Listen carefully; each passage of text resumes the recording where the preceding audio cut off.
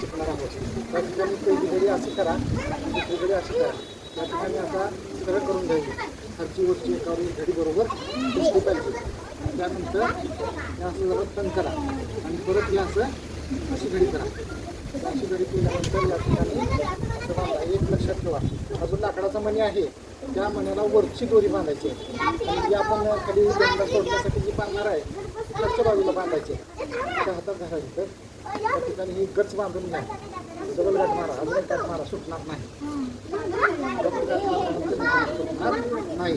ही दोऱ्याची सोडून द्या, हिला धरू नका. आता ही फक्त दोरी तुम्ही हातात धरायची आहे.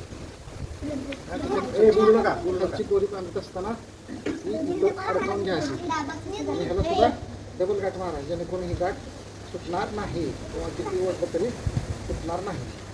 अशा प्रकारची डबल गाठ मारून घ्या. या ठिकाणी हा वर बघा, त्या ठिकाणी लाकडाचा मणी वर गेला आहे, म्हणजे आपला लाल रंग निश्चितपणे वर असणार आहे. बरोबर.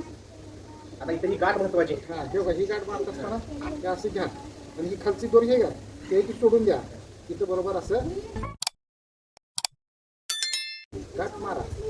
ही गाठ मारल्यानंतर तिथं दोर ह्यात अडकणार नाही याची काळजी घ्या. ही मारली का त्यानंतर ही गाठ सोडून द्यायची आणि तो दुसरी गाठ इकडं मार, इकडे जायचं.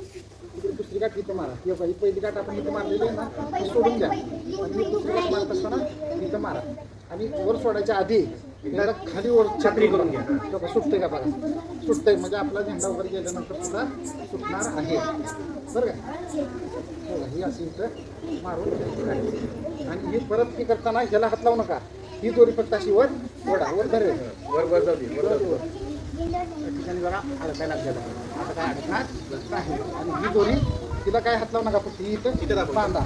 जी आपण वडणार आहे दोरी ही काय करायची, मोकळी ठेवायची. ही ओढणाऱ्याची मोकळी ठेवायची. म्हणजे आपण वाटणार नाही ती दोरी अशी घट्ट बांधून घ्या. आणि आता आपला ध्वज फडकते का नाही ते आपण पाहणार आहे. बरोबर. ठेवा ठेवा.